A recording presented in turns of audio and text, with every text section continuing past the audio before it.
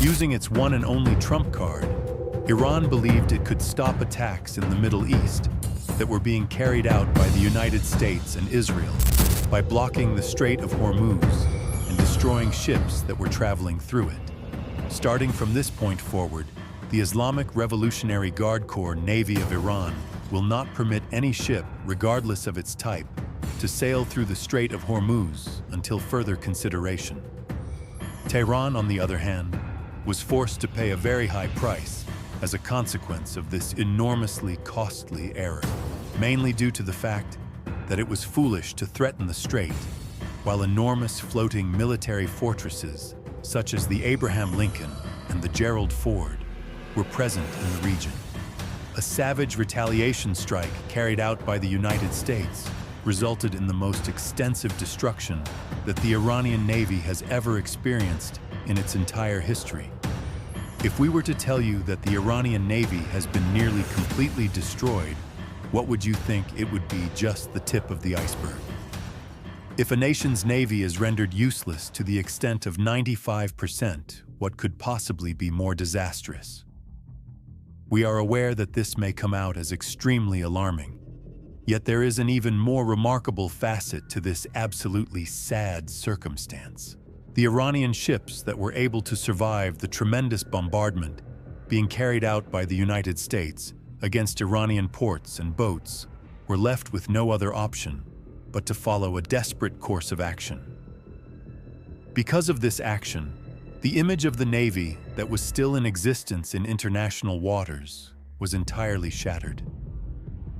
The fact that Iran's territorial seas were no longer a safe refuge for its ships was the most significant reason that led to the current scenario.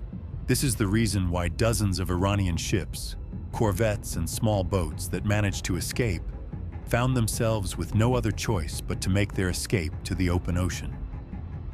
They embarked on a perilous voyage with the intention of seeking refuge in states that were located thousands of kilometers away. However, their path was fairly remarkable in its own right.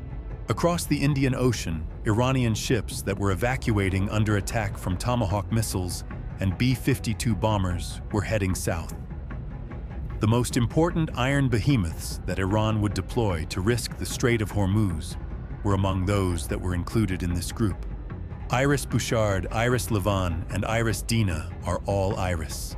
There were 3 ships that were making their way back from the Milan 2026 exercise. On their way to Sri Lanka, these naval assets had left the port of Visakhapatnam, which is located in India, and were traveling in that direction. In spite of this, the United States Navy had been monitoring these vessels when they were operating in international waters from the very beginning. That is to say, the paths and destinations of the ships had been determined in advance, before to their departure. The account of the Iris Dina's escape in particular, regarded as the most illustrative example of the predicament. Following its departure from Visakhapatnam, this vessel proceeded southward across the Indian Ocean in the direction of the southern coast of Sri Lanka. From the Bay of Bengal, the voyage traveled through international seas for approximately 1,500 to 2,000 nautical miles in a southwesterly direction. As soon as the ship became aware of the United States observation, it sped up its forward motion and headed back to Iran. After some time had passed, the Iris Dina was struck off the coast of Sri Lanka, and it was unable to arrive at its intended endpoint. A submarine belonging to the United States of America sank the ship on March 4, 2026. For the first time since World War II, a torpedo attack was carried out on a ship that was attempting to elude the United States. Iris Levant, a Navy vessel, was traveling in a similar direction. However, under the guise of a technical fault, the ship altered its course and headed in the opposite direction toward the southern coast of India. It was by a hair's breadth that the landing ship Iris Levant arrived in the port of Kochi in India. There were 183 members of the crew of the ship who were compelled to be lodged at adjacent naval facilities. As the Iris Boucher, which had been following the Iris Levant and was attempting to flee from strong attacks, met the same fate. It passed away. This Navy resupply ship attempted to seek sanctuary in the port of Colombo, which is located in Sri Lanka. However, it was caught. Only one of the ships was successful in carrying out their escape preparations. Have you come to the conclusion that these dramatic capture events put a stop to the Iranian ship's attempts to escape? Unexpectedly, the answer is no. Attacks from the United States caused the ships to continue to alter their route. From Bandar Abbas and Chabahar, the majority of ships made their escape traveling in the direction of the Indian Ocean or the waters off Pakistan. On the other hand, the United States bombed around 60 ships. The Iranian Navy came to the realization that it was entirely encircled in the Indian Ocean after being confronted with a stunning toll. After suffering such a significant loss, the remaining ships are either hiding in ports or making their escape in small boats. A number of vessels made an effort to conceal themselves as members of the so-called Shadow Fleet, which is suspected of transporting oil from Iran to China smuggling. Even when these ships were heading in the direction of Pakistan or Oman, the situation remained the same. There were dozens of ships that were destroyed before they could reach their planned destinations. The Iranian Navy's status had completely disappeared from the international scene, and this story of escape was the best indication of how this had occurred. In the span of just a few days, a power that had shocked the entire world by shutting down its own strait had disappeared. The fact that the United States was able to track down these ships in the middle of the ocean, on the other hand, revealed a very obvious message about the global balance of power. Washington was making a public declaration that it had complete control over the oceans. It was heavily emphasized that there would not be a single hiding space left for any hostile element to take advantage of. Iran's aim of conducting activities beyond the oceans was therefore buried deep within the depths of the ocean for all time. It has been decided that the plans to reach its friends by sea would not be carried out. The Iranian Navy was forced to leave its home waterways and operate in the oceans as a result of the large operations that were carried out by the United States. What was the motive for these operations?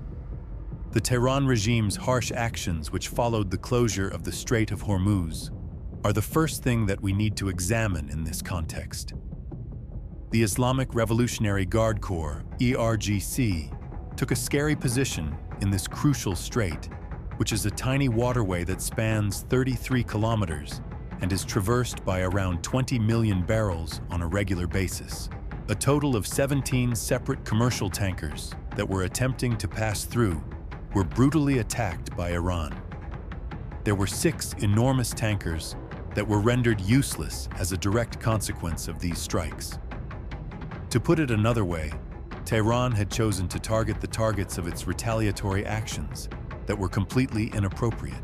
While the civilian tanker Mayuri Nari, which was flying the Thai flag, was attempting to transit across the strait, it became a target for Iranian drones.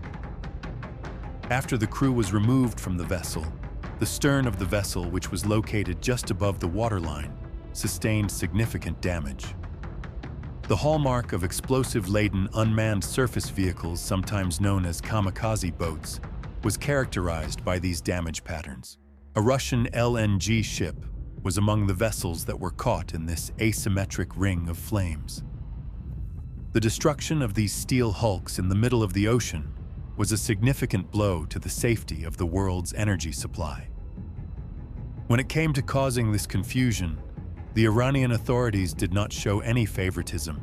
In certain cases, attacks were even carried out on ships that belonged to Moscow, which is considered to be Tehran's most reliable friend. When the dictatorship took this action, it was doing so in order to pursue a strategy that was totally brutal. On the 13th of March, Mojtaba Khamenei delivered his initial public statement, which was broadcast on state television. Through this communication, he brought to the attention of the entire world the goals that the government had set for itself. A statement was made by Khamenei stating that the strait would be utilized as a means of exerting pressure on the adversary. He made it abundantly clear that this key passageway will be shut down when he made his announcement.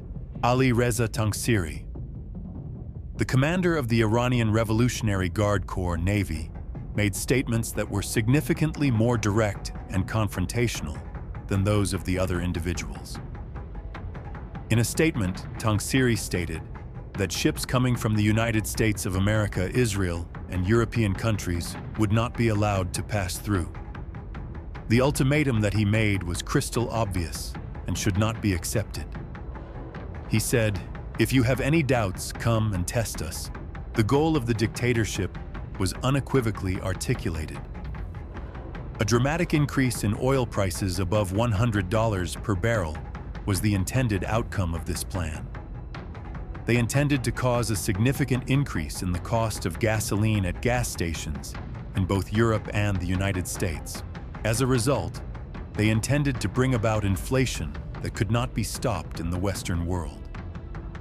Through their actions, they sought to plunge the people of Western nations into a state of economic crisis. They hypothesized that this would drive such populations to rebel against the governments that they previously supported. Not only did Tehran believe it could win the war with missiles, but it also believed it could win it through worldwide inflation. At this same moment, the situation took a turn for the worse, mainly due to the fact that Iran's true strength in the Strait of Hormuz does not rest in the big warships that are drifting around on the water.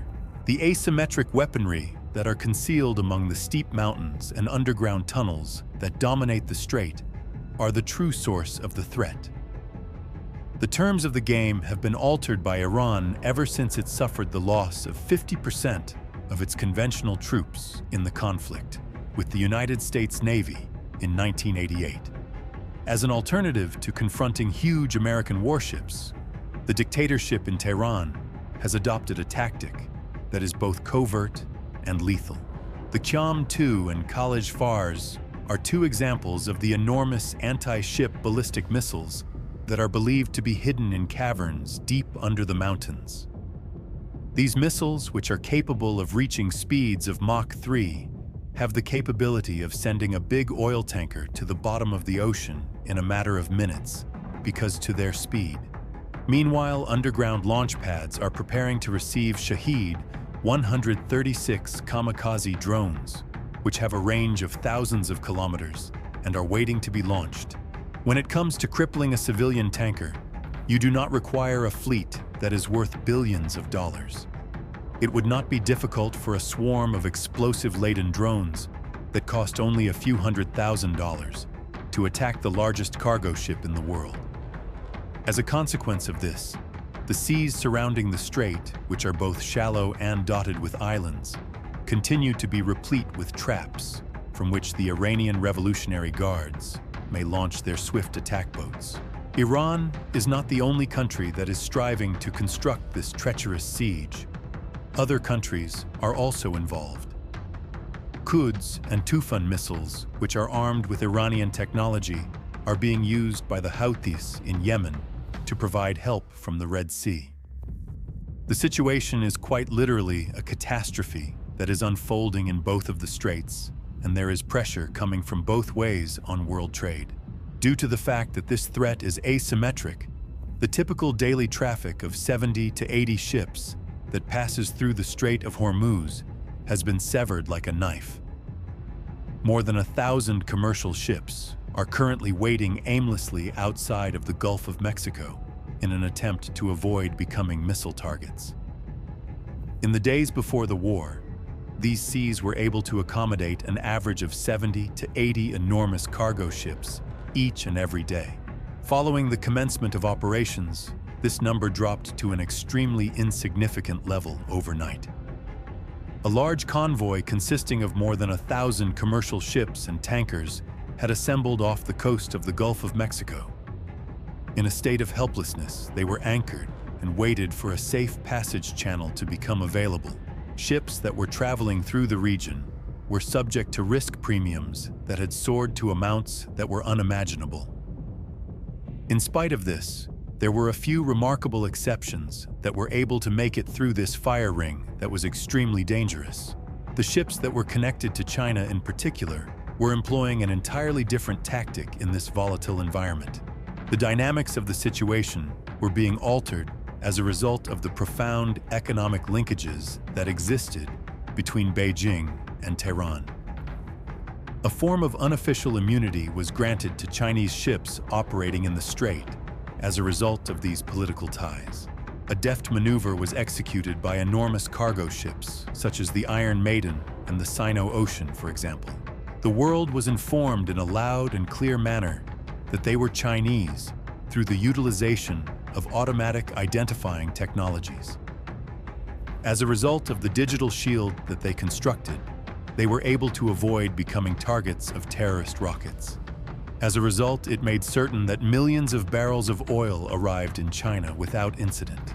When Pakistan, on the other hand, was faced with the pressing requirement of meeting its energy requirements, it came up with its own answer. Operation Muhafiz-ul-Bahar was the name of the new mission that was initiated by the Pakistani Navy military. Beginning with their own civilian tankers, they started providing armed guards for them. On the other hand, even they refrained from directly entering the treacherous waters of the Strait of Hormuz, which are extremely narrow. They are currently restricting their operations to the Arabian Sea for the time being. In addition, Turkey's Minister of Transport and Infrastructure issued a statement that included some pretty harsh remarks regarding the matter. The announcement that 15 ships owned by the Turkish government were waiting in the strait to pass through was made public by him. There is a fantastic success story that can be attributed to one of these ships, the Rosanna. It was able to travel through the region without incident as a consequence of diplomatic negotiations that were carefully handled and conducted in secret. Being one of the few vessels to emerge from this ring of fire, it became one of the rare vessels. On the other hand, the 14 Turkish ships that were still present in the region continued to wait impatiently. These extraordinary passages actually communicated to us a message that was of the utmost significance. The fact that the Strait of Hormuz was not totally closed was shown by this statement. On the other hand, it demonstrated that the only way to achieve passage was through the establishment of particular power balances and diplomatic talks. At the same time that Iran was putting pressure on foreign oil and cargo ships, it simultaneously took action to turn its marine areas into what amounted to a minefield. This was as if the pressure that Iran was applying was not enough, mining the Strait of Hormuz and its surrounds. This callous course of action had the potential to cause a disaster on a global scale. On the other hand, the United States government took measures to counteract this threat, and they were successful in foiling Iran's plan to transform the strait into a high-risk zone by employing strategic moves. It was determined that there were a total of 16 mine-laying vessels, and each one of them was destroyed individually. This action taken by the United States military was of massive importance from a strategic standpoint. It would have been impossible to avoid a catastrophe if those ships that were laying mines had been able to successfully accomplish their undercover operations. This would have resulted in the Strait of Hormuz becoming a gigantic trap that would have been impossible to escape from for many years. The seabed would have been covered with thousands of explosive mines if they had been placed there. Under these circumstances, it would have been next to impossible for any form of civilian or military transit to take place. It was Iran's intention to transform the strait into a shadow zone that was both exceedingly dangerous and dark. The United States of America, on the other hand, shed light on that shadow and eradicated that lethal threat at its own origin.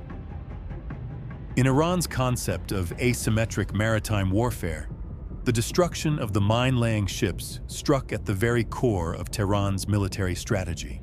At the conclusion of the assaults, 95% of the fleet had been reduced to a heap of scrap metal that was of no value. It was now almost impossible for Iran to maintain any kind of operational capacity at sea.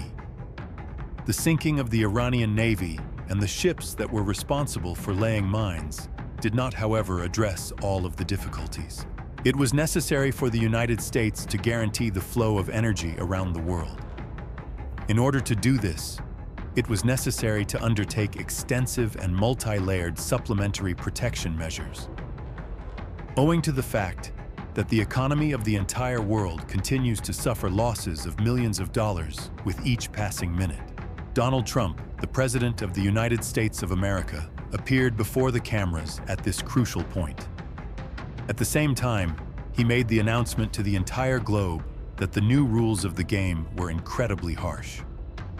During his announcement, he stated that they were going to take a very clear stand over the situation in the Strait of Hormuz. In the event that it was required, he underscored that they would employ a level of force that had never been seen before in the globe. The most essential thing is that CENTCOM made it clear that it would be taking on a new obligation. Warships from the United States would personally accompany civilian oil tankers as they traveled through the region. At this point, the United States Navy was taking on the responsibility of acting as the highest level of a worldwide maritime police force. There was a fast deployment of aircraft carrier strike groups to the region, and they immediately took up positions. The strait was surrounded by a steel shield that was built by advanced air defense systems. The purpose of this large military mobilization was to create confidence in markets that were experiencing the most panic. It is for this reason that the United States has not yet finished their job in the region. These unnoticed dangers in the Strait of Hormuz will continue to be a concern for the United States military until they are eradicated. The aggressive operations that it is conducting against Iran will continue until all threats that are based on land are fully eradicated. There is a very specific objective that is being served by the second phase of these unrelenting operations. These land-based systems are the exclusive target of this organization's efforts to locate and eliminate them. The United States Department of Defense is keeping a close eye on the area by using satellites in orbit and high-altitude reconnaissance aircraft. The coastline of Iran is being combed all the way through, inch by inch and second by second. The United States' most advanced bombers are almost bringing death down from the heavens. Radar stations that have been detected are being mercilessly attacked by them. Within a matter of seconds, drone launch hubs and subterranean bunkers are being eradicated from the environment. All of Iran's military capabilities that are capable of posing a danger to the Strait of Hormuz are currently the target of a comprehensive operation that is currently ongoing. To put it another way, the military strategy that Washington employs has now reached a level that is significantly more profound and merciless. In order to entirely cut off the enemy's operational lifeline, it was created with that precise purpose in mind. They are no longer only aiming their rifles at the weapons that are being fired. The facilities that are responsible for the production of such weapons, as well as command and control centers and clandestine communication networks, are also being destroyed by them. The U.S. The most recent statements made by Defense Secretary Pete Hegseth are the most convincing evidence associated with this scenario. Clearly expressed is the military-level counterpart of this resolve that is currently being discussed. According to Hegseth, Iran's current military capabilities have been demolished to a significant degree. As a direct consequence of this, the Strait of Hormuz is currently the location of a conflict that is going on between two opposing sides. On the one hand, there is a risky strategy that is aiming to use asymmetric weaponry in order to prevent the global system from functioning properly. At the opposite end of the spectrum is a superpower that is dedicated to maintaining open sea routes by utilizing its overwhelming air and naval capacities. In other words, the situation that we are currently confronting is not at all like a traditional combat battlefield. There exists an adversary who incessantly moves to different positions, conceals themselves, and launches attacks at unforeseen times. It is extremely challenging to eradicate this unbalanced power distribution in contrast to traditional naval forces. Identifying and destroying each missile that is concealed within caverns is a crucial step that must be taken. However, this necessitates an operation that is far more complicated, expensive, and time-consuming. Nevertheless, the United States has been able to successfully carry out an operation against Iranian naval assets up to this point. Additionally, a large number of cruisers and destroyers led by the United States Navy ships Gerald Ford and Abraham Lincoln are continuing to engage in a ferocious conflict against this imminent danger. The cost that Tehran has incurred as a result of its naval ambitions has had a significant impact. One of the consequences of the conflict is that Iran's enormous navy has been completely eradicated from the map. The few ships that were still in existence made a desperate escape to faraway places. All of the initial plans to mine the oceans have been utterly scrapped. The conflict, on the other hand, has finally moved from the oceans to the treacherous mountains and the dark caves. It is still possible to find the danger hiding in the wings of unmanned aerial vehicles, which are both silent and lethal. There are still many moves to be made in this geostrategic chess game that is both tense and global in scope. To that end, what are your thoughts on the topic at hand? What is the maximum amount of time that Iran's residual asymmetric power can continue to survive the huge military pressure from the United States? When all is said and done, is it possible for the Strait of Hormuz to regain its former status as a secure passageway through which oil and cargo ships can easily sail through? We are looking forward to hearing your insightful opinions on this matter.